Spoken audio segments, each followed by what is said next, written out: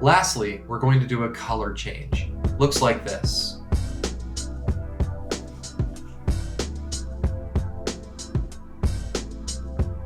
The color change takes quite a bit of practice, but once you've got it down, it's a stunning visual effect.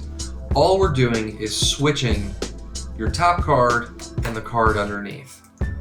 You want to start holding the cards in a mechanic's grip. Tip them back a little towards yourself. Now when you come in with your right hand, you're going to cover the deck.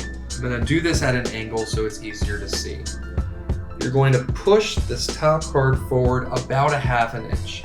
This exposes the bottom of the second card. You're going to use the heel of your hand to grab this second card, pull it out, and then push it on top. That's it. So here's what it looks like in slow motion. Push forward, pull back,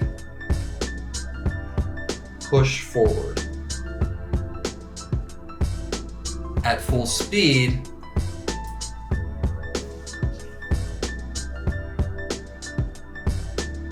that's the color change.